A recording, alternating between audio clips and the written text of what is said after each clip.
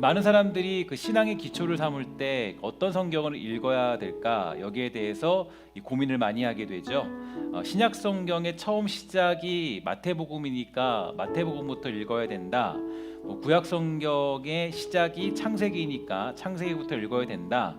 아니면 예수님에 대해서 일목요연하게 또 여러 가지 예수님의 공생에 대해서 또 그 많은 사건에 대해서 잘 설명해 준 것이 요한복음이니까 요한복음부터 읽어야 된다라는 많은 의견들이 분분하지만 저는 무엇보다도 이 복음에 대한 정리, 또 삶에 대한 정리, 또 우리들의 어떤 그런 신앙에 대한 정의까지 잘 정리되어 있는 책이라고 하면 단언컨대 그 로마서라고 이야기할 수 있습니다. 로마서를 읽게 되면 이 복음이 어떤 것이고 또 복음에 대해서 또 우리가 복음을 가진 자로서 어떤 삶을 살아야 되는지 또 나라와 또 국가와 민족과 이 시대 속에서 어떻게 우리가 살 수 있을까, 어떤 방법으로 믿음으로 살아야 되는가까지 깨달을 수 있는 것, 또 거기에 대한 해답이 나온 것이 바로 이 로마서라고 이야기할 수가 있겠죠.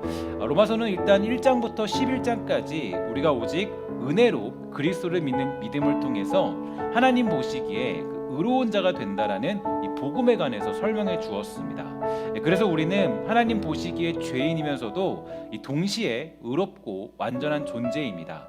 우리가 복음을 온전히 이해하고 경험한다면 그 결과로 감사와 기쁨이 충만한 삶을 살게 될 것입니다.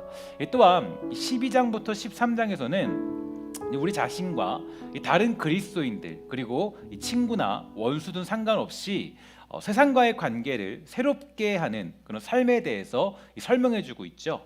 그러니까 우리들의 삶에 대해서 다시 새로운 정의를 해주는 게 12장과 13장의 내용입니다. 자, 복음을 아는 너는 이제 어떻게 살아야 되느냐, 이제 우리들의 삶에 대해서 새로운 정의를 이야기해주는 게 바로 12장과 13장의 내용이었죠. 제가 그래서 지난주에 13장에 대해서 말씀을 드렸듯이 여러분 기억하고 있을지도 모르겠는데 13장의 내용은 단순히 그리스도인과 국가 간에 관한 이야기 여기서 멈추는 게 아니라 사실은 그게 아니라 이 땅 민족에서 이 땅에서 그리스도인이 어떤 자세를 가지고 살아가야 되는가 여기에 대해서 자세히 설명해 주는 게 13장이다라고 여러분들에게 설명을 드렸습니다. 그러면 로마서 14장 이제 13장을 지나서 넘어왔던 14장은 어떤 것을 말하고 있을까요? 14장은 이제 우리가 지금 속해 있는 예수를 믿게 되고 또 복음을 알게 되면 당연히 속하게 되어 있는 교회라는 공동체에 대해서 설명해주고 있는데요. 교회란 무엇이고 우리는 교회 안에서 어떤 방식으로 어떤 마음을 가지고 생활해야 되는가 여기에 대한 해답을 내려주고 있습니다. 많은 사람들은 좋은 교회들을 다 다니고 싶어하죠. 그러면 여러분 좋은 교회는 어떤 교회일까요? 여러분들이 생각하는 좋은 교회는 어떤 교회입니까? 많은 생각들과 정의들이 있겠지만 저는 이 무엇보다 좋은 교회라 하면 예수 그리스도의 이름과 십자가의 보혈이 선포되는 곳, 그곳이 바로 좋은 교회라고 정의할 수 있겠습니다. 교회가 유일하게 선포해야 될 내용은 복음밖에 없겠죠. 그래서 사도 바울은 이 로마서를 시작할 때 다음과 같이 고백합니다. 내가 복음을 부끄러워하지 않는다. 이 복음은 모든 믿는 자에게 구원을 주시는 하나님의 능력이 된다라고 하면서 이 복음의 시작에 대해서 또 내가 이것을 작성하는 그런 이유에 대해서 설명해주고 있습니다. 즉 이 복음만이 유일한 우리의 자랑이 되고 이 복음이라는 것만이 우리의 유일한 힘과 소망이 되더라는 겁니다. 그러니까 교회가 복음을 놓치기 시작하면 우리는 능력을 바로 잃어버리게 되죠. 교회가 복음을 잃어버리면 그때부터는 교회가 아니라 모임이 되어버립니다. 많은 목회자들이 복음에 집중하지 않고 학위에 매달리기 시작했습니다. 그러니까 교회의 복음이 사라지고 학문만 남기 시작했죠. 교회가 복음에 집중하지 않고 건물에 집중하기 시작했습니다. 그러니까 교회에 복음이 사라지고 건물만 남기 시작합니다. 교회가 복음에 집중하지 않고 사람 숫자에만 집중하기 시작했어요. 그러니까 교회에 복음이 사라지고 사람만 남기 시작했죠. 이것처럼 큰 문제가 없습니다. 그럼 본질을 잃어버리게 된 거예요. 그러니까 본질을 잃어버린 것만큼 무서운 결과가 없는데요. 그럼 무엇보다 교회는 본질적인 복음, 즉 십자가의 보혈, 나를 살리시고 우리의 생명 되시고 그 죽음을 뛰어넘는 그 생명의 가치, 그것들이 흘러간다라는 것을 우리는 기억할 필요가 있고, 바로 이 십자가를 붙들고 살아가는 그 복음의 메시지가 이 안에서 꿈틀댈 때, 그때 바로 교회가 생명 있는 교회가 될 수 있다라는 거예요. 제가 최근에 아주 놀라운 경험을 했습니다. 너무 놀라운 경험이었어요. 제가 그동안 속고만 살았구나라는 것을 알게 되었는데, 아주 제가 너무나도 너무나 세상이 너무나도 악하다라는 것을 알게 됐습니다. 뭘 알았냐면, 최근에 제가 먹은 게 있는데요, 못난이 귤이라는 걸 먹어봤어요. 여러분 혹시 드셔보셨습니까? 못난이 귤이라는 걸 처음 먹었는데, 저는 처음 먹어봤어요. 처음 먹어봤는데 정말 그걸 먹고 깜짝 놀랐습니다. 너무 맛있는 거예요. 근데 이 생긴 걸 보면요, 너무 못생겼어요. 귤이 못생겼고, 귤이 이제 조금 막 상처도 있고요, 이쁘지가 않아요. 근데 이 귤에 딱 그 박스에 보니까 이렇게 써 있어요. 이 귤은 키울 동안에 아무것도 첨가하지 않았대요. 그 아무것도, 농약도 주지 않았고, 뭐 비료도 주지 않았고, 뭐 어떤 뭐 그런 약품도 주지 않았대요. 그냥 키운 거래요. 그래서 제가 그동안 알던 귤은 색깔이 어때요? 색깔이 그 오렌지색, 소위 말해서 이게 아주 이게 반짝반짝거리고 윤이 나는 색깔이잖아요. 그동안 보던 귤은 반짝반짝하고 이뻤는데, 이 귤은요 칙칙해요. 칙칙하고요. 딱 봐도 이게 뭐 먹고 싶다라는 생각이 별로 들지 않습니다. 근데요, 제가 너무 놀라운 걸 발견했습니다. 먹어보고 깜짝 놀랐어요. 너무 맛있어요. 맛있고, 그 귤을 먹고 제가 너무 놀라서요, 아내에게 말했습니다. 여보, 이거 먹어봐. 이건 진짜 귤이야. 그동안 나는 다른 귤을 먹었어. 이렇게 얘기를 했어요. 그러니까 정말 그런 마음이었습니다. 그동안 제가 속은 느낌이었어요. 반짝반짝 윤기 나는 귤에 속았던 거죠. 맛있어 보였는데 그동안 귤은 막 시고, 그동안 귤은 좀 달다 싶으면 사실 단 거보다도 좀 골았다는 느낌이 드는 정도의 귤이었는데, 이 귤은요 그냥 귤맛. 이게 귤이구나, 이게 귤맛이구나. 제가 그래서 앉아서 그 귤을 이렇게 막 까먹은 게, 저는 그렇게 귤을 안 먹거든요. 근데 그 귤을 막 한 번에 10개씩 막 먹었어요. 그렇게 먹어본 적이 없어요. 근데 너무나 맛있는 거예요. 심지어는 너무나도 놀라운 게, 이 귤 박스에 이렇게 써 있습니다. 이 귤은 아무것도 첨가되어 있는 것이 없기 때문에 귤 껍질을 잘 말려서 차로 드세요. 그렇게 써 있어요. 그래서 제가 아주 잘 까가서 우리 사역자들도 잘 까서 이제 버리지 말아라, 잘 말려서 귤피차로 먹자. 그래서 다 말렸어요. 근데 그 다음날 보니까 누가 다 버렸더라고요. 그래서 속상했습니다. 어쨌든 버릴 것이 없는 그런 귤이었어요. 저는 교회가 바로 이런 모습을 회복해야 한다고 생각합니다. 그러니까 어떤 얘기냐면, 이 교회라는 곳이 반짝반짝한 귤, 이렇게 된 것으로는 정말 진짜 어떤 복음이라고 얘기할 수 없겠죠. 조금 그게 좀 부족해 보여도 사실 진짜 귤의 모습을 가져야 돼요. 교회는 본질적인 모습을 가지고 있어야 됩니다. 이게 없으면 교회의 진짜 모습을 알 수가 없기 때문이에요. 두 번째로 좋은 교회, 이 좋은 교회는 이제 오늘 본문이 이야기하는 것처럼 함께함이 있는 교회가 되어야 됩니다. 이 성도와의 관계에 있어서 이 열린 마음이 있어야 되는 건데요, 이 믿음이 강한 사람이나 믿음이 약한 사람이나 서로 마음을 열고 받아줄 수 있는 그런 교회가 될 수 있어야 되죠. 이 세계를 제패했던 이 로마라는 나라가 강한 이유가 무엇인지 아십니까? 이 로마인의 이야기라는 책에 의하면 그들의 강함에 대해서 설명해주고 있는데, 그들이 어떻게 강할 수 있었느냐, 이렇게 보니까요, 이 그들에게는 관용이라는 그런 아주 중요한 세계관을 가지고 있었다 그래요. 그러니까 로마가 이 폐쇄적인 태도가 없었고, 이 정복한 민족 중에서도 자기들의 왕을 선출할 정도로 아주 개방적인 체제를 가지고 있었다는 겁니다. 그러니까 이것이 로마를 강력한 제국으로 만든 원동력이라고 주장합니다. 따라서 이 관용은 한 공동체를 유지하는 강력한 힘이라는 것을 알 수가 있게 되죠. 교회도 마찬가지입니다. 사실 우리가 착각하는 것이 하나 있는데, 복음은 폐쇄적이라고 생각하는 것이에요. 그럼 복음은 배타적이지만 폐쇄적이진 않습니다. 그럼 이게 여러분 되게 조금 다른데, 어떤 얘기냐면, 이 말이 뭐 저 말 아니냐, 똑같다고 생각할 수 있겠지만 제가 조금 말을 비틀어서 말씀을 드리는 거예요. 그러니까 복음은 배타적이지만 배타적이지만 폐쇄적이진 않아요. 그러니까 왜 배타적이냐면, 그 진리를 가지고 있기 때문에 배타적일 수밖에 없어요. 그 비진리에 관해서는, 그 진리를 공격하고 진리를 무너뜨린 것에 대해서는 거기에 대해서는 배타적으로 우리가 배척할 수밖에 없습니다. 하지만 진리가 폐쇄적일 수는 없어요. 이렇게 예를 들면 쉽겠죠. 예수님이 진리에 대해서는 양보하지 않으셨지만 항상 죄인들과 어울리셨습니다. 이것을 보던 바리새인들이 예수님을 비난했죠. 야, 저가 죄인의 친구다. 죄인들과 함께 밥을 먹는다. 이때 예수님이 말씀하십니다. 내가 의인을 부르러 온 것이 아니라 나는 죄인을 부르러 왔다. 여러분, 여기서 보면은 폐쇄적인 사람이 누구입니까? 바로 바리새인들이에요. 그러니까 그들은 진리를 가지고 폐쇄적인 사람이 되었습니다. 반면에 예수님은 진리를 가지고 관용을 베푸셨어요. 진리를 가지고 타협하지는 않으셨지만 진리를 가지고 연약한 자들을 품으십니다. 그것이 바로 진리를 가진 사람들이 가지는 삶의 자세라는 거죠. 그런데 이 많은 경우에 이 교회들의 모습들을 보면은 이 성도들의 태도가 예수님의 자세에 가깝기보다는 바리새인의 자세에 가까웠을 때가 굉장히 많이 있습니다. 우리들은 잘 믿으면서도 연약한 성도를 잘 받아주지 못할 때가 많이 있게 되죠. 그들을 변화시키기보다는 정죄하기 바쁠 때가 더 많이 있습니다. 여러분, 그 이제 로마서를 보면요, 이게 로마 교회를 향해서 이 글을 쓰고 서신서를 쓰게 된 건데, 이 당시에 로마 교회는 유대인들과 이방인들로 구성된 교회였죠. 그런데 유대인들은 이 철저하게 부정한 음식을 가려 먹는 전통이 있었습니다. 이 사도행전 10장을 보면요, 사도 베드로도 이 부정한 음식을 먹지 않겠다고 버티는 모습이 나오는데요. 이유가 무엇일까요? 그에게 유대인의 피가 아주 강하게 흐르고 있었기 때문입니다.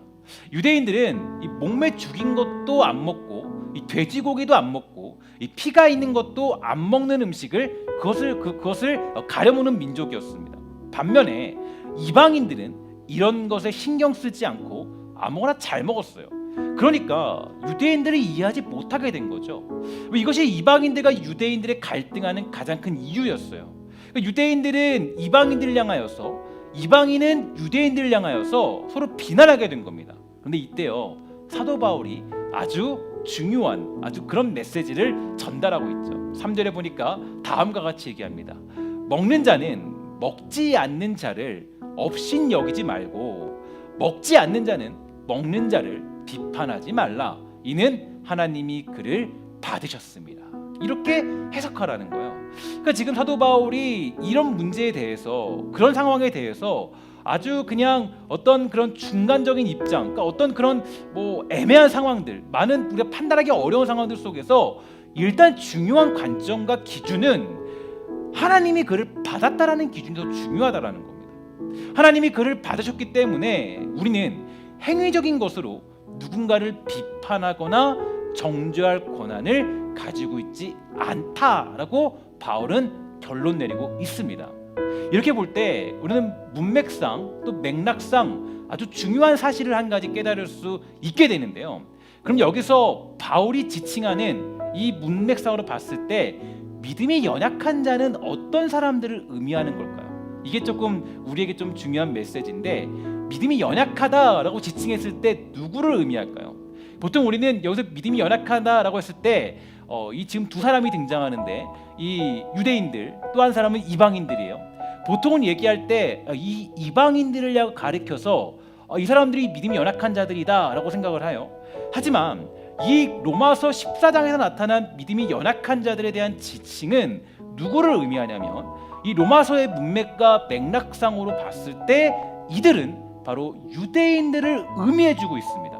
왜냐하면 구원이라는 것은 믿음으로 이루어지는 것이고 행위에 근거하지 않기 때문이에요. 자, 그러면 이걸로 봤을 때 그 행위에 근거해서 사람을 비판하고 판단한 사람이 지금 이방인입니까? 아니면 그 유대인들이었습니까? 바로 유대인들이었다는 거죠. 그래서 이 사도 바울이 믿음이 연약한 자들이라고 지칭한 사람들은 바로 누구냐? 이 사람들은 바로 그 당시에 율법을 따라서 비판하고 정죄하던 사람들, 즉 행위에 따라서 누군가를 비판하던 사람들을 가리켜, 그 사람들을 가리켜 믿음이 연약한 자들이다라고 사도 바울은 지칭해주고 있습니다. 바로 이게 로마서 14장에서 믿음이 연약한 자들이라고 하는 것이 옳다라고 볼 수 있겠습니다. 그런 면에서 제가 조금 재미있는 그 기사인데요. 예전에 그 아주 오래된 책에서 봤던 기사입니다. 근데 이 기사를 보면요, 좀 재미있는 그런 내용이 하나 있어요. 이 권위 있는 기독교 잡지사에서 이 목사님들을 대상으로 설문조사를 했다고 합니다. 그럼 교회에서 제일 목사님들이 불편하고 무서운 사람이 누굴까라는 그런 그 조사를 했다 그래요. 1위가 누굴까요? 1위는 이 40일 금식 기도하신 분, 제일 무섭다 그래요. 2위가 누구냐? 철학기도 잘하는 사람이고, 3위가 누구냐면 신학 공부한 장로님이라고 그런 어떤 조사가 있다 그럽니다. 그러니까 사실 이 세 가지 모두는요, 이 개인의 영적인 성장에 있어서 굉장히 중요한 것이겠죠. 그런데 이게 왜 문제가 됩니까? 오히려 이런 것들이 은혜의 복음을 증진시키는 데 사용되지 않고 남을 정죄하고 비판하는 데 사용된다는 데 문제가 있더라는 겁니다. 왜 당신은 기도 안 하는 거예요? 나는 40일 금식 기도까지 했는데, 그죠? 나는 정말 뭐 예를 들어서 철학기도도 자주 하는데 당신은 왜 철학기도 안 하는 거예요? 나는 정말 이렇게 많은 신학적인 지식도 갖고 있는데 당신은 이거밖에 하지 않습니까? 이런 식으로 정죄하는 경우가 많이 생기더라는 겁니다. 사실 비판은요, 사도 바울이 정확하게 우리에게 한 가지 얘기해 주는 거 있습니다. 예수님도 우리에게 아주 잘 얘기해 주셨는데요, 이 사도 바울도 그 맥락에 맞춰서 이 비판에 관한 정의, 어떻게 우린 비판을 해야 되느냐, 비판은 어떤 방식으로, 비판은 누구를 향해서 해야 되는가에 대해서 우리에게 너무 그 정의를 잘 알려줬는데요, 14장 10절부터 12절까지 말씀해 보면 그 말이 잘 나타나고 있습니다. 우리 한번 이 말씀을 한번 다 같이 10절부터 12절까지 읽어보도록 하겠습니다. 시작. 내가 어찌하여 내 형제를 비판하느냐? 어찌하여 내 형제를 업신여기느냐? 우리가 다 하나님의 심판대 앞에 서리라. 기록되었으되 주께서 이르시되 내가 살았노니 모든 무릎이 내게 꿇을 것이요 모든 혀가 하나님께 자백하리라 하였느니라. 이러므로 우리 각 사람이 자기 일을 하나님께 짓고 하리라. 아멘. 자, 무엇이냐면 우리의 날선 검, 날선 입술, 날선 눈은요, 상대방이 아니라는 거예요. 누군가가 아니라는 거예요. 바로 자기 자신을 향해야 된다는 거예요. 그러니까 왜 우리가 누군가의 어떤 그런 티눈이 보이냐, 누군가의 어떤 들보가 보이느냐, 그 이유는 어디냐면 바로 자기 자신을 보라는 하나님의 뜻과 그런 메시지가 담겨 있습니다. 그게 우리가 가져야 될 삶의 자세예요. 사실 여러분, 교회는 그 여러 사람들이 함께 공존하여서 합력하여서 선을 이루는 곳입니다. 여러분, 교회라는 곳은요, 기어다니는 사람부터 걷는 사람, 뛰는 사람, 여러 사람들이 있어요. 그러니까 교회는 사실 또 교회라는 울타리 안에는 마음에 안 드는 사람이 생길 수밖에 없습니다. 왜냐? 이런 경우가 있거든요. 나는 뛰고 있는데 저 사람은 걷고 있어요. 나는 달리고 있는데 저 사람은 기어다니고 있어요. 여러분, 이게 답답한 일이죠. 근데 시간이 지나도 그러고 있으니까 이게 답답한 일이에요. 나는 열심히 뛰고 있는데 이 사람은 걷고 있는 거예요. 그래서 이게 너무나도 힘이 드는 게 교회 울타리의 모습입니다. 그래서 이 교회는 서로 조심하고 배려하고 사랑해야 돼요. 종종 우리는 정말 이런 불만들에 쌓일 때가 있죠. 왜 나만 교회를 더 많이 하는 거야? 저 사람들은 더 쉬고 있는데.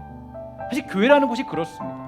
여러분, 교회라는 곳을 지나오신 분들은요, 너무나도 잘 알고 있어요. 뭘 알고 있냐면 어떤 얘기냐, 이렇게 얘기합니다. 어떻게 하냐면은 사실 교회라는 곳은 하는 사람들이 더하게 돼 있어요. 여러분 아시죠? 그죠? 교회를 1년만 아니 10년만 지나보면 다 알아요. 나는 이상하게도 내가 더해. 이상하게도 저 사람은 하나 하는데 나는 3개씩 하고 4개씩 더 사역해. 사실 이게 우리가 이상해요. 분명히 교회라는 것은 한 공동체인데 내가 더 하고 있어요. 이게 우리가 가지는 고민들입니다. 그러니까 어떻게 보면은 이상하게도 하는 사람들이 더 집중하게 되어 있습니다. 하는 사람들이 하나, 둘, 3개씩 맡아서 사역을 해요. 예를 들어서 한 청년이 열심히 교회 사역을 하다 보니까 자기가 맡은 사역이 너무 많아서 야, 이거 안 되겠다, 힘들다, 그래서 다른 교회로 가게 되었습니다. 그건 다르겠지. 처음에는요, 그거 교회 가서도요 생각했어요. 나 하나만 해야지. 하나만 하려고 했습니다. 하다 보니까 하나, 둘, 셋, 다시도 많아졌어요. 더 힘들어졌습니다. 곰곰이 생각해봤어요. 하나님 기도하고 물었어요. 하나님 어떻게 해야 되죠? 조금 더 잘하고 싶어요. 좀 쉬고 싶어요. 저희가 왜 이렇게 많이 하는 겁니까? 기도하고 물었어요. 하나님, 왜 저 사람은 안 하는데 왜 제가 더 바쁜데 제가 더 많이 해야 됩니까? 제가 더 많이 하는 거죠? 그랬더니 하나님이 대답도 안 해줘요. 답도 없어요. 실망하고 집에 돌아갔는데 글쎄 어떤 일이 벌어졌냐면 방에 들어가서 보니까 깜짝 놀랄 일이 벌어진 거예요. 글쎄 엄마가 내가 그 방을 엉망으로 썼는데 불구하고 그 지저분한 자기 방이고 빨래고 다 치운 건 물론이고 저녁까지 다 치워가지고 돈을 벌러 일터에 나가신 겁니다. 근데 그때 그 청년이 거기서 엎드려서 펑펑 울었대요. 왜 그러냐 보니까 그때 왜 울었냐? 하나님, 그래요, 맞아요. 이렇게 제가 왜 이 일을 맡아서 하는지 알려주셨다고 깨달은 거예요. 뭘 깨달았냐면 어머니들은 자녀를 위해서라면 군말 없이 감당합니다. 그 일이 하나든 두 개든 할 수 있는 데까지 다 감당해요. 이유는 한 가지죠. 자녀가 뭐요?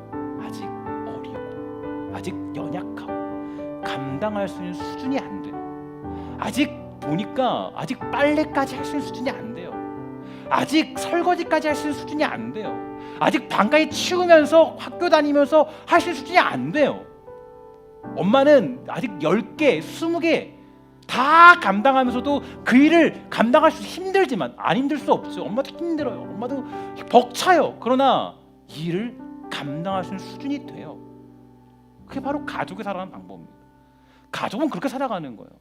가족이 살아가는 곳은 바로 그 어떤 연약함과 부족함과 그것들을 함께 보듬어 살아가는 것이 가족이라는 공동체예요. 여러분 가족 보면요 어떻습니까?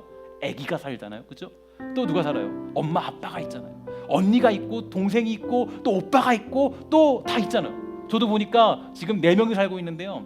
우리 막내딸 얘는 뭐 아직 뭐 집 어지럼하게 못해요. 근데 제가 이번에 정말 너무 놀란 게 뭐냐면 조금 물론 좀 이렇게 대가는 있었습니다. 제 첫째 딸에게 제가 5,000원을 준다 그랬습니다. 5,000원을 주고 정말 큰 용돈이었어요. 5,000원을 주고 야 내가 한 가지 부탁 하나 할게. 로운이 방을 너가 다 치워라. 동생 방을 싹 다 치웠어요. 너무 깔끔하게. 좀 깜짝 놀랐어요. 너무 잘하는 거예요. 너무 잘하는 거예요. 로운이는 못해요. 근데 누리는 하더라고. 제 둘째 딸은, 첫째 딸은 하더라고요. 너무너무 놀랐어요. 여러분 이게 가족이 살아가는 방법이더라고요. 못할 줄 알았던 애가 조금 지나니까 조금씩 하더라고요. 하나씩 하더라고요. 자기가 뭘 하더라고요. 하나씩 조금씩. 힘들지만 여러분 이게 정말 가족이 살아가는 방법입니다. 교회라는 것도 그래요. 때로는 우리가 불평할 수 있어요. 불편할 수 있어요. 때로는 내가 더 하나 더 2개 3개 할 수 있어요. 근데 사실은 그것은 하나님의 입장에서 봤을 때 우리에게 정말 그 맡을 수 있는 사역들을 우리가 허락하셨다라는 것은 어떻게 보면 하나님 입장에서는 영광이고 또 우리에게 너무나 큰 기쁨이 되는 것입니다. 교회도 마찬가지죠. 하나님이 일을 맡겨주신 이유, 때로는 우리가 3개, 4개씩 사역을 감당하는 이유, 그것은 내가 그러한 믿음의 분량이 허락되었기 때문입니다. 다만 우리 안에는 이런 불만이 있죠. 여러분 그 탕자의 비유를 보면요, 이런 비유가 있어요. 그 흥청망청하고 놀다가 온 동생을 기뻐하는 아버지를 보면서 이렇게 말합니다. 아니 아버지, 지금 뭐 하는 거예요? 왜 저런 놈을 기뻐하세요? 저런 놈이 지금 돌아왔다고 지금 기뻐하시는 겁니까? 나는 지금 죽어라고 이랬는데 왜 저런 사람은 지금 저 동생을 기뻐하는 이유가 뭐예요? 그래서 아버지도 정말 제가 아까도 말씀드렸죠. 3부에도 주님 심플하다고. 야, 얘야, 너 나랑 같이 있었지 않니? 이거면 되지 않냐? 사실 이게 기쁨이거든요. 이게 사역하는 기쁨이고, 사실 우리가 주의 일을 감당할 수 있는 이유와 기쁨이 여기에 있습니다. 사실 이 말은 너무 중요한 거예요. 그러니까 우리가 주의 일을 감당하는 것은 이 교양 쌓기 위해 사역하는 것이 아니고 행사의 완성도를 위해서 주의 일을 감당하는 것도 아닙니다. 주의 일을 하는 것, 그것은 바로 하나님과 함께, 그분과 함께하는 기쁨이 우리에게 있어서 가장 큰 기쁨이기 때문에 그 사역을 감당하는 그런 놀라운 은혜가 있게 되는 것입니다. 저는 우리 사랑하는 교회가 정말 이런 사역의 기쁨이 있게 되는 그런 아름다운 교회가 되기를 주의 이름으로 간절히 축원합니다. 주님과 함께함으로, 그러니까 조금 일이 너무나도 조금 이렇게 쌓여 있어도, 때로는 내가 몇 개를 맡고 있다 할지라도 주님과 함께라면, 얘야 또 나와 함께 있지 않니? 이 영광의 일에 네가 함께 동참하고 있지 않니? 이 만족과 기쁨이 있다면 사실은 우리가 시간을 쪼개고 내가 시간을 들여도 이게 가장 기쁘고 행복한 일이 되는 것입니다. 저는 우리 교회가 그런 정말 하나님과 함께함으로 말미암아 사역의 기쁨이 있는 그런 교회가 될 수 있게 되기를 주의 이름으로 간절히 소망합니다. 그렇게 되기 위해서는요, 믿음이 약한 자나 강한 자나 어떤 사람이든 서로 받아들이고 이해하고 용납할 수 있는 교회가 되기에 힘써야 될 것입니다. 서로 비판하지 말고 정죄하지 않는 것도 굉장히 중요한 모습이 되겠죠. 본문에 근거하여서 한 가지 예만 제가 말씀드리고 오늘 설교를 마치도록 하겠습니다. 14장 13절의 내용인데 이런 말씀이 있죠. 그런즉 우리가 다시는 서로 비판하지 말고 도리어 부딪힐 것이나 거칠 것을 형제 앞에 두지 아니하도록 주의하라. 이것도 이제 교회 생활에서 굉장히 중요한 건데요. 그러니까 뭐 쉽게 얘기하면 이겁니다. 그러니까 상대방에게 내가 시험거리를 두지 말아라. 그러니까 내가 시험거리가 되어서는 안 된다. 내가 이 사람을 통해서 시험을 주는 사람이 되어서는 안 될 거다. 걱정거리가 되거나 내가 거침돌이 되거나 그래서는 안 될 것이다. 이렇게 지금 사도 바울은 얘기해주고 있습니다. 그러니까 교우 생활하면서요, 내가 걱정거리가 되어서는 안 되고 시험거리가 되지 않도록 주의해야 된다라고 얘기해주고 있죠. 예를 들어서 이 좋은 예가 있는데, 이 교회를 다니면 술과 담배를 할 수 없는 게 우리의 규칙입니다. 물론 성경적으로 직접적으로 이 술과 담배를 하지 못하도록 하는 구절은 없는데, 우리나라의 그 장로교 규칙상 이 술과 담배를 할 수는 없게 되어 있어요. 이유가 있습니다. 사실 예전에 제가 대학교 때 제가 조사했던 건데 한 책을 보면서 다시 상고해 보았습니다. 그러니까 우리나라 초대교회 당시에 이 성도들은 이 술 담배를 다 했다 그래요. 그러니까 원래 그 미국이나 이런 데는 다 하죠. 근데 심지어는 여러분 잘 알다시피 그 예를 들어서 누구죠? 어때 로이드 목사님인가? 어떤 분들도 보면요, 뭐 담배를 이렇게 많이 폈다 그래요. 뭐 많이 폈다 그러고 많은 그런 얘기들이 있어요. 그러니까 외국에 있는 목회자분들은 술과 담배에서 자유롭다 그럽니다. 거기서는 특별하게 문제가 되지 않는다 그래요. 근데 우리나라 초대교회도 마찬가지입니다. 그러니까 당시의 성도들은 술 담배를 다 했다 그래요. 그래서 이제 들으면서, 여러분 이 얘기를 들으면서 지금 뭐 다 많이 있진 않지만 온라인으로 듣는 분들도 아쉽다라는 분들도 있을지 모르겠습니다.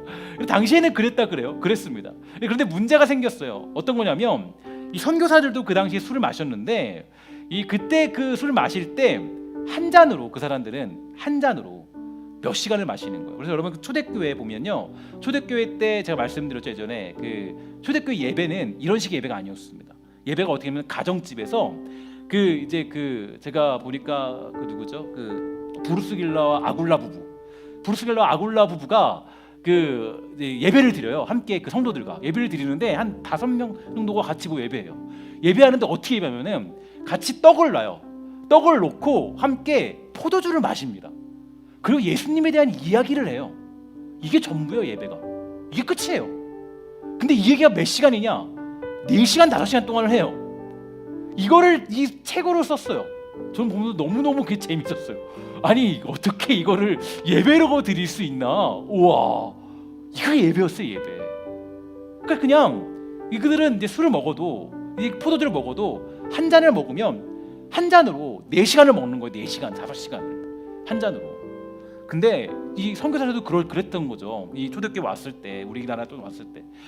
근데 우리나라 사람들은 다른 거 아시죠? 우리나라 사람들은 술을 먹으면 뭐 한 잔이 아니라 한 사발씩을 뭐 한 10초에 한 번씩 먹으니까 사람들이 그냥 뒤집어지는 겁니다. 사람들이 그냥 뒤집어지는 겁니다. 그냥 술을 벌컥벌컥 들어 마시니까 이 선교사들이 놀란 겁니다. 근데 문제는 여기서 그치지 않아요. 뭐냐면 분명히 이 사람들이 맨정신일 때는 설교를 듣고 여기서는 울면서 회개하는데 은혜를 받아요. 변화를 받습니다. 변화됐어요. 분명히 예수로 내가 구원받았습니다 고백해요. 근데 문제는 집에 가서 술을 들이키면 다시 망나니로 변하는 거예요. 다 때려 부시고 막 갑자기 막 다시 막 그 망나니로 변하는 거예요. 선교사들이 결론 내립니다. 안 되겠다. 이걸 치워버려야겠다. 그리고 내린 것이 7대 신앙생활 지침입니다. 여러분 이거 이렇게 되어 있어요. 잘 보십시오. 예배 출석 잘할 것. 이거는 이제 너무 중요한 거죠. 이게 이것도 재밌습니다. 왜 출석 잘할 것이 있냐면 이 사람들이 술 먹고 나면요 교회를 안 나오는 거예요. 다음 날 피곤하니까 너무 많이 먹으니까 안 나오는 거. 그래서 이 출석 잘할 것, 인가 기도할 것. 술 먹고 집에는 안 들어가는 거예요. 사람들이 술 먹고 집에 안 들어가요. 인가 기도 잘할 것. 그리고 뭐 성수주일, 금년 성실할 것, 부모에게 효도할 것. 그리고 일부 일처할 것. 이 당시에도 이제 되게 첩이 많았잖아요. 예수를 믿고 있으면 첩이 많았습니다. 그러니까 이게 이렇게 얘기했고 금주 금연할 것. 이게 정해져 있습니다. 금주 금연할 것. 그러니까 이게 너무나도 교회에 걸림돌이 되고 시험이 되니까 여기서 이 선교사들이 결정드린 겁니다. 하지 마라. 그리고 심지어는 이게 이래도 안 되니까 1914년에는 이렇게 공포하죠. 담배 피우는 사람은 절대로 장로로 세우지 않겠다. 아예 공표해버립니다. 이게 왜냐면 이것 때문에 이게 이 담배를 한 대 피우는 게 아니라 그냥 이걸로 그냥 줄담배를 계속 피니까 이게 감당이 안 되는 거예요. 교회가 사람들이 시험에 들고 막 담배를 계속 피우고 있으니까. 그래서 교회라는 울타리에 있다면 우리가 이런 것들을 잘 기억해야 됩니다.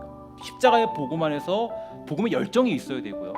또 한 가지는 함께 걸어간다는 것을 기억함과 동시에 함께 걸어갈 때 우리는 어떤 사람이 되어야 돼요? 우리는 거치는 돌이 아니라 우리는 위로하고 격려하고 그들을 도와주는 그런 돌이 될 수 있어야 됩니다. 바울은 다음과 같이 얘기했죠. 이렇게 얘기했습니다. 야, 내가 고기를 먹는 건 나는 아무런 거리낌도 없다. 그죠? 난 아무런 거리낌도 없다. 나는 문제 없어. 그런데 누군가 고기 먹는 게 시험에 든다면, 내가 고기 먹는 게 시험 든다면 나 고기 안 먹겠어.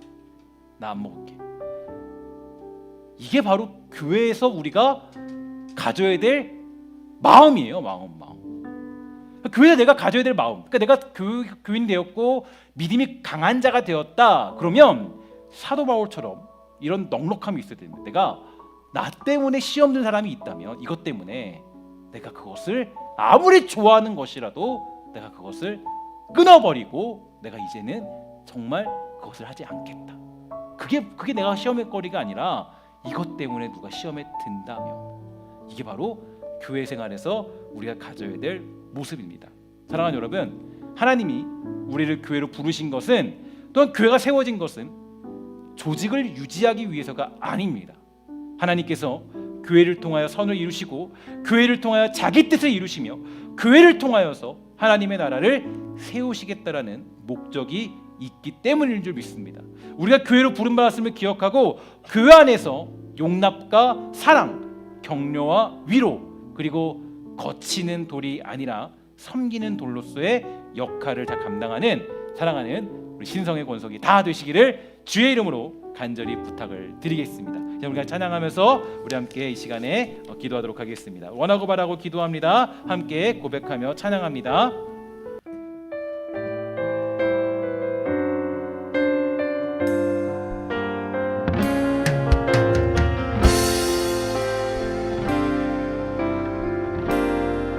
이 세상을 살아가는 동안에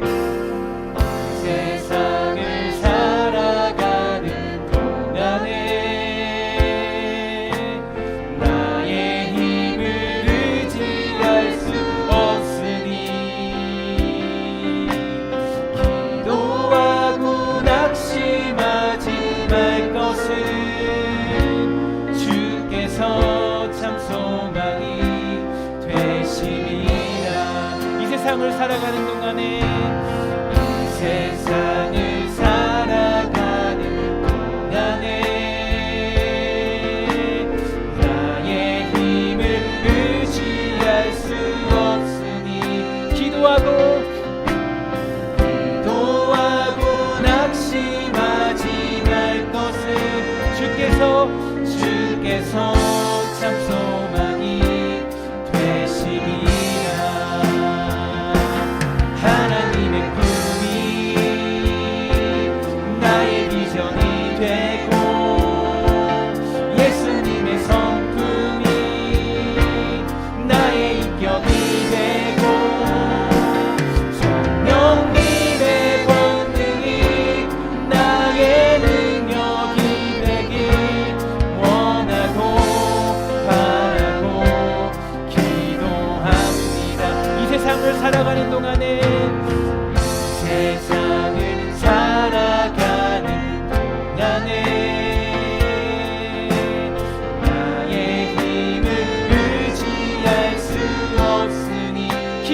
감사하고 낙심하지 말 것은 기도하고 낙심하지 말 것은 주께서 소망이 되시니 주의 길을 걸어가는 동안에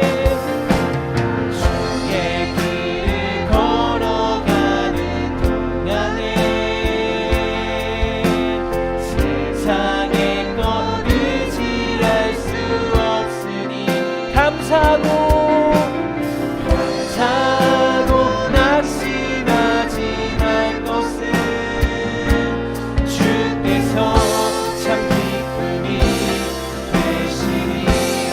하나님의 꿈이 나의 비전이 되고 예수님의 성품이 나의 인격이 되고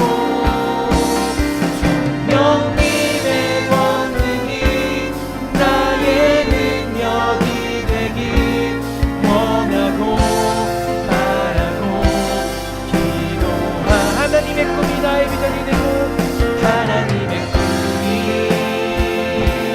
나의 비전이 되고 예수님의 성품이 나의 인격이 되고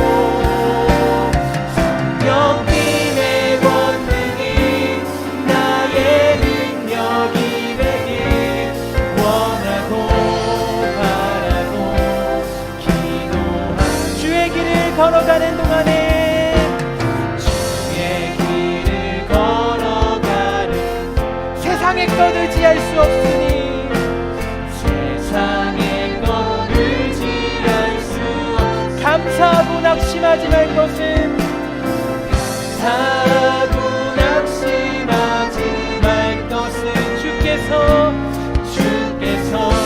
참 기쁨이 되신 주의 길을 걸어가는 동안에 주의 길을 걸어가는 세상의 것 의지할 수 없으니 세상의 것 의지할 수 없으니 감사하고 낙심하지 말 것은 감사하고 낙심하지 마 주께서 참 기쁨이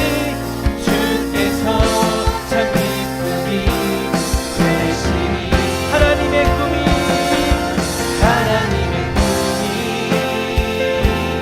나의 비전이 되고 예수님의 성품이 나의 능력이 되고 성령님의 권능이 나의 능력이 되길 원하고 바라고 기도 하나님의 꿈이 나의 비전이 되고 하나님의 꿈이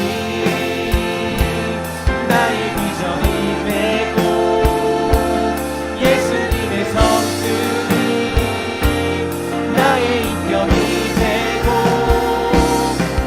성령님의 권능이 나의 능력이 되길 원하고 바라고 기도합니다. 그냥 기도하기 소망합니다. 함께 기도하고 나아갈 때 하나님 사랑하는 신성교회가 정말 하나님의 꿈이 나의 비전이 되고 예수님의 성품이 우리의 인격이 되고 성령님의 권능이 우리의 능력이 되는 교회 되도록 허락하여 주시옵소서. 우리 교회 안에 있는 혹시라도 막혀있는 담이 있다면 그 담을 허물어 주시고 우리가 비판을 넘어서 우리가 정말로 수용과 사랑과 관용으로 서로를 아끼며 이해하며 인정할 수 있는 교회 되도록 허락하여 주시옵소서. 다같이 우리 교회를 위하여서 함께 기도하도록 하겠습니다. 기도하겠습니다. 하나님 감사합니다. 주님 붙잡아 주시옵소서. 이 교회를 지켜 붙잡아 주시옵소서. 하나님의 꿈이 비전이 되고 예수님의 성품이 우리의 인격이 되고 하나님의 권능이 우리의 능력에 붙잡아 주시옵소서. 하나님 이 교회를 지켜 붙잡아 주시옵니다. 이 교회를 붙잡아 주시옵소서. 교회를 붙잡아 주시옵소서. 하나님 사랑하시는 교회를 붙잡아 주십니다. 이 교회를 역사하여 주시옵소서. 사랑하시는 교회를 붙잡아 주시고 정말 아버지 붙잡아 주시옵소서. 하나님 아버지 이 교회를 붙잡아 주시옵소서. 이 교회 정말 아버지 정죄하는 교회가 아니라 정말 아버지 교회 정말 아버지님 비난하고 이 정말 아버지 우리가 배척하는 교회가 아니라 정말 이 정말 아버지 우리가 정말 받아들이고 이해하고 넉넉함으로 붙잡아 주시옵소서. 관용이 있는 교회를 붙잡아 주옵니다. 주여 은혜를 풀어주시옵소서. 하나님 아버지 은혜를 붙잡아 주옵소서. 주님 이 교회를 지켜주시옵소서. 아버지 우리 교회를 붙잡아 주옵니다. 이 교회 함께하여 붙잡아 주시옵소서. 하나님 아버지 들어주시기 소망합니다. 아버지 붙들어 주시옵소서. 하나님 아버지 들어주시고 붙잡아 주시옵소서. 하나님 아버지 붙들어 주시옵소서. 주님 붙잡아 주시옵소서. 붙잡아 주시옵소서. 주님 붙잡아 주시옵소서. 주님 은혜를 붙잡아 주시기 소망합니다. 하나님 아버지 붙잡아 주시옵소서.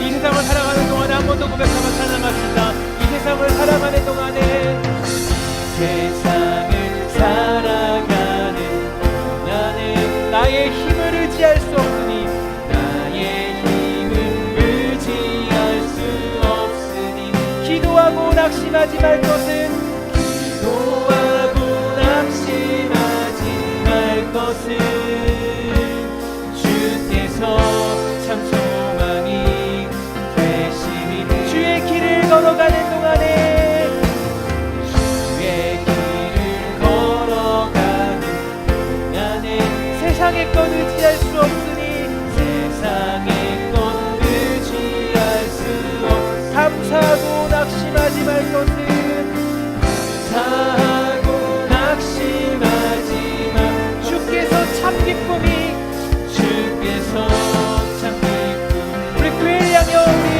고백하며 찬양합시다. 하나님의 꿈이 하나님의 꿈이 나의 비전이 되고 예수님의 성품이 나의 인격이 되고 성령님의 권능이 나의 능력이 되길 원하고 바라고 기도합니다. 우리 시간에 한 가지만 더 놓고 기도하기 소망하는데 이 시간 기도할 때는 우리가 오늘 여러분 그 재난 문자도 받으셨을 텐데 우리도 수지구 쪽에 우리 큰 교회에서 확진자들이 많이 발생하게 되었습니다. 되게 많은 또 여러 가지 또 그 많은 이야기들이 있는데 어찌 되었든 우리가 교회를 위해 기도할 때입니다. 우리 한국 교회를 위해 이 시간 기도할 때 하나님 한국 교회가 여러 가지 비난 속에서 여러 가지 또 하나님 문제들 속에서 잘 극복하도록 허락하여 주시고 한국 교회가 이 위기를 잘 넘기도록 허락하여 주시고 우리를 이제 국민에 겨 주셔서 우리가 빨리 이 위기 속에서 벗어날 수 있도록 주님 허락하여 주시옵소서. 우리가 정말 정신 차리고 주님만을 붙잡고 주님께 엎드려 예배하고 궁유함을 구하는 교회 되도록 허락하여 주시옵소서. 하나님께 은혜를 구하면서 다 같이 한국 교회를 위해서 각자의 자리에서 중보 기도하도록 하겠습니다. 기도하도록 하겠습니다. 하나님 감사합니다. 주님 붙잡아 주시옵소서. 우리 아버지 한국 교회를 긍휼히 주시옵소서. 하나님 우리 교회를 붙잡아 주시옵소서. 우리 아버지 특별히 용인 땅에 있는 교회를 긍휼히 주시옵소서. 하나님 아버지 우리 교회들을 붙잡아주옵소서. 하나님 아버지 정말 여러 가지 비난과 여러 가지 아버지 많은 우리를 향한 손가락질과 많은 것들이 있습니다. 하나님 붙잡아주시고 하나님 이 사랑하는 성령교회와 또 많은 약속교회와 이 용인의 교회들을 지켜주시고 오늘 붙잡아 주셔서 정말 아버지 우리가 이 땅 가운데 부족함이 없도록 허락하여 주시고 이 땅 가운데 연약함이 없도록 붙잡아 주시며 이 땅 가운데 이 모든 어려움들을 해결할 수 있도록 허락하여 주시옵소서. 모든 문제들을 붙잡아 주시며 이 땅 가운데 이 사랑하는 아버지 우리 사랑하는 교회들을 붙잡아 주시옵소서. 이 위기를 극복하도록 허락하여 주시옵소서. 이 문제들을 해결해 붙잡아 주시고 이 위기를 잘 보관하며 아버지를 붙잡아 주시고 하나님의 뜻과 하나님의 놀라운 은혜를 붙잡아 주시옵소서. 이 위기를 말미암아 하나님의 꿈이 우리에게 붙잡아 주시며 예수 그리스도의 성품이 우리에게 붙잡아 주시고 아버지 하나님을 붙잡아 주시옵소서. 주님 아버지 하나님을 붙잡아 주시옵소서. 하나님 붙잡아 주시옵소서.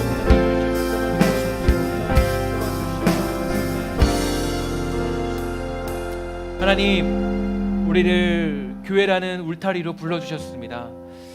그러나 우리가 현재 모이지 못하고 함께하지 못하는 가히 초비상적인 그런 상황에 우리가 놓여 있음을 우리가 고백하게 됩니다. 하나님이 우리에게 주신 상황인데 하나님, 우리가 이 상황을 잘 극복하고 잘 이겨낼 수 있도록 허락하여 주시고, 이 상황을 우리가 정말 하나님의 뜻으로 알고 주님께 엎드려 더욱 예배할 수 있도록 허락하여 주시옵소서. 코로나로 말미암아 아버지 하나님, 혹시 어려움 당하고 있는 교회들이 있습니까? 그 교회들을 불쌍히 여겨주시고, 또 특별히 하나님, 이 사건들로 인하여서, 이런 문제들로 인하여서 위축되지 아니하고 주의 복음을 바르게 선포할 수 있는 교회들로 거듭나도록 허락하여 주시옵소서. 이제는 주 예수 그리스도의 은혜와 하나님의 사랑과 성령의 교통하심이 각자의 자리에서 예배하는 모든 영혼들, 또 이 영상을 보며 예배하는 모든 영혼들에게 영원히 있을지어다. 아멘.